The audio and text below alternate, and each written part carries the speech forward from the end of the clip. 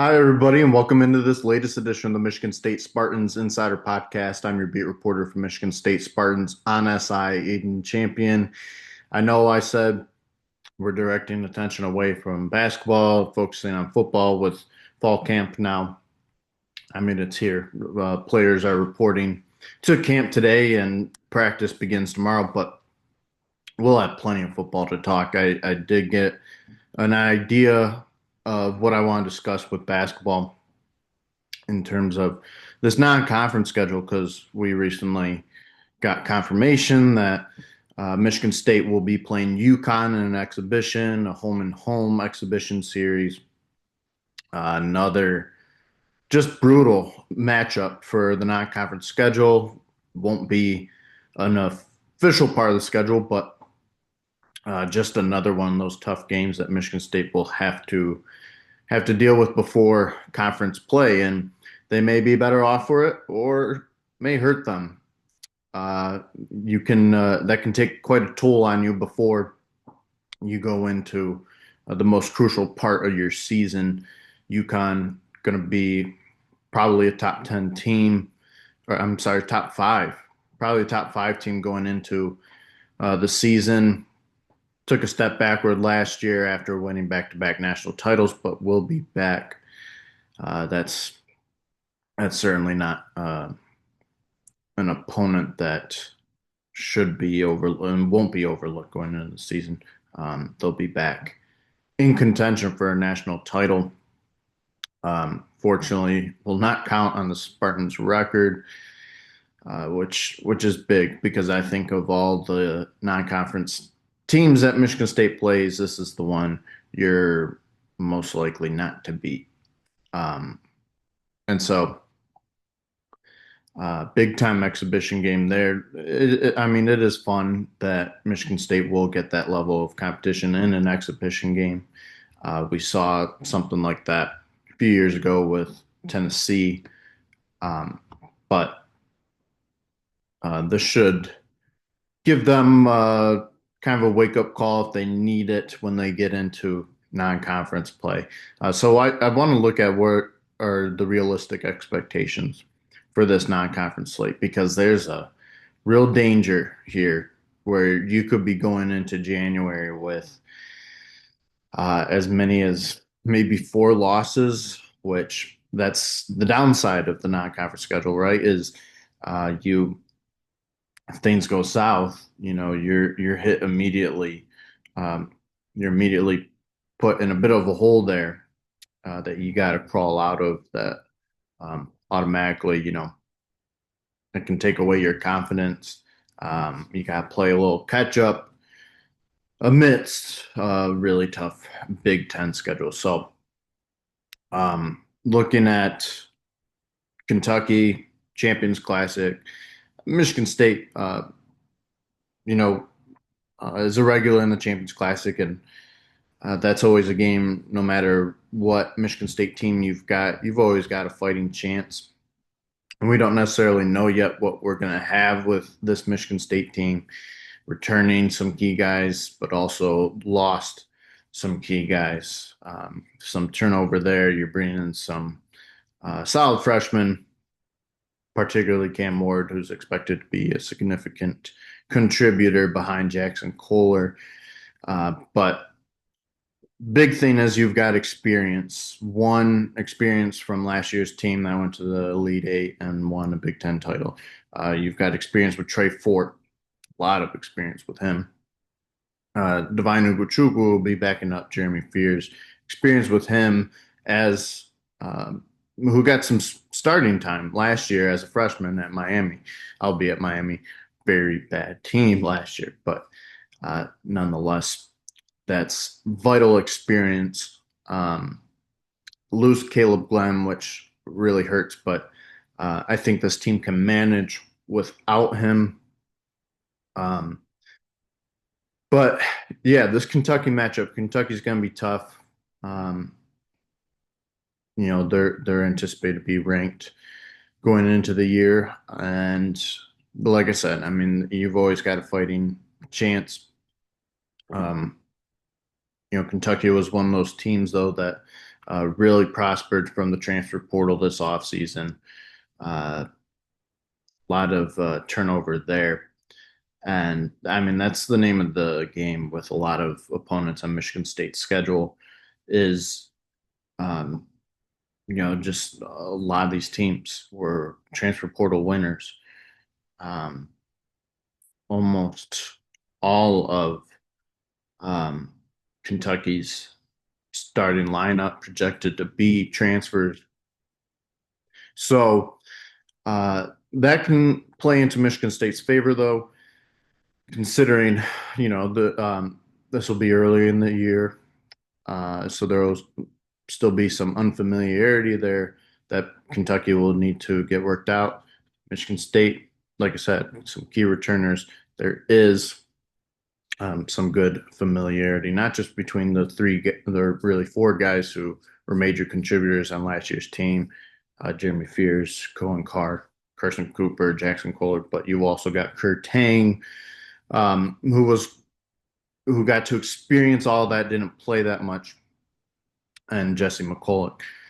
Same type of deal, didn't play at all because he redshirted, but battled these guys in practice, so has some crucial experience there. But they're a little more, um, there's more familiarity on their end, so that could definitely um, be a benefit for Michigan State.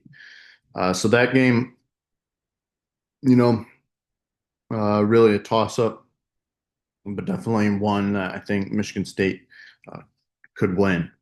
And if you do, that'd be huge. Sets a tone for the season, sets a tone for non-conference play, because then you got even more tough opponents. One of them, North Carolina, who you're playing in the Fort Myers tip off. That one, I think, in terms of circumstances, is a little tough because right before you've got East Carolina. Um, you would hope that you'd be playing, a tougher opponent, a higher level opponent before you get into that North Carolina matchup. At the same time, neutral site, um,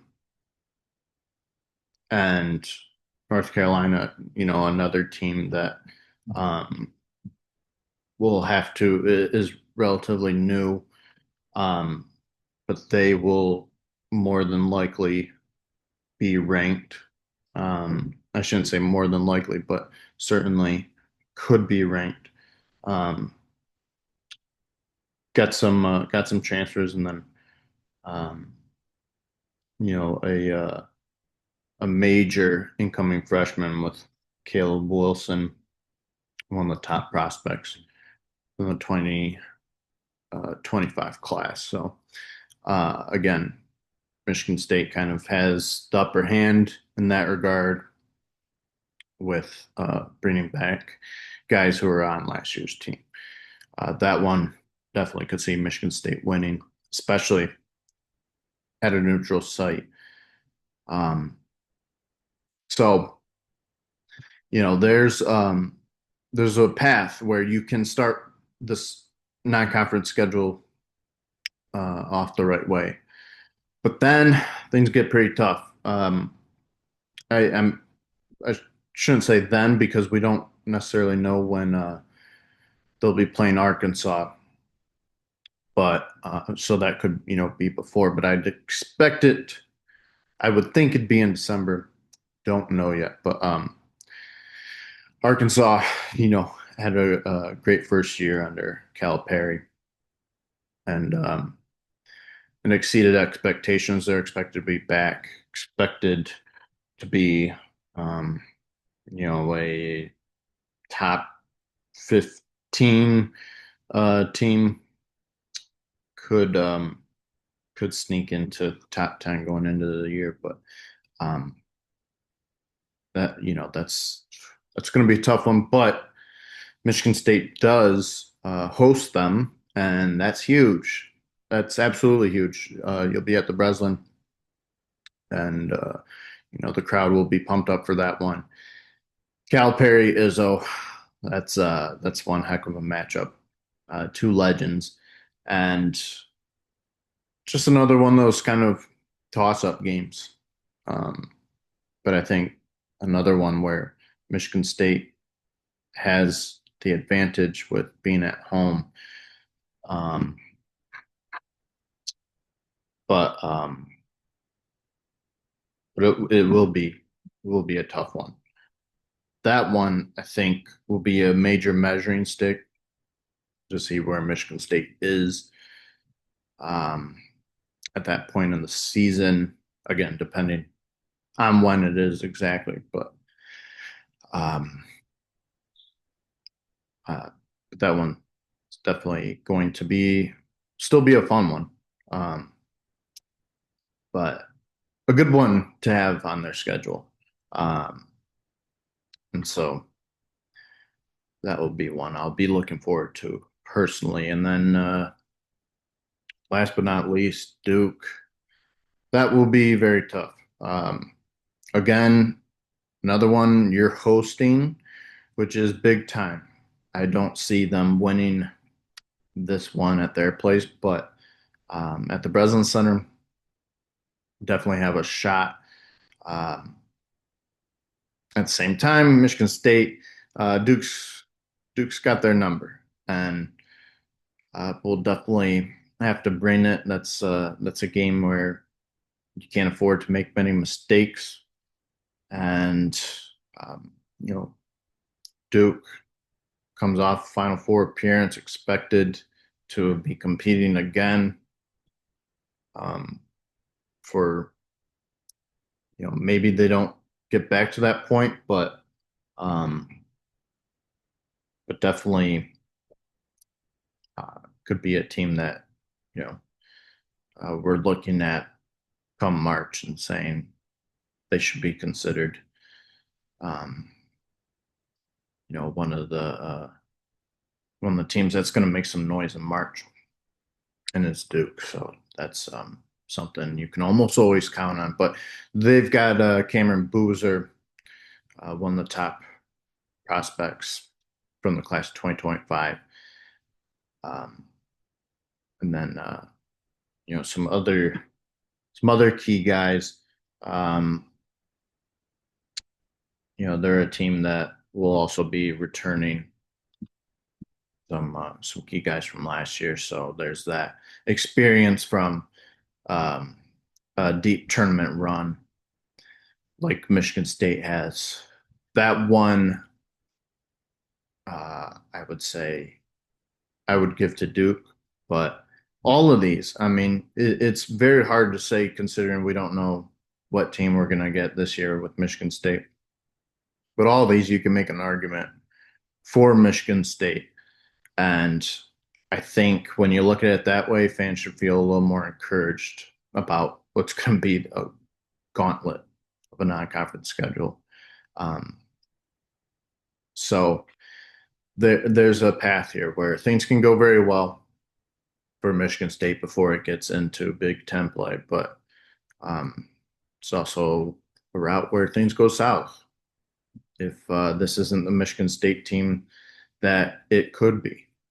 So we'll have to see, but that's what I'm seeing right now. Would love to know what your guys' thoughts are.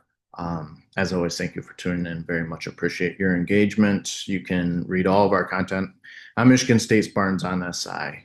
I hope you all have a great start to your week, and we're going to get into more football talk with fall camp practice beginning tomorrow. So very exciting times. Thank you again.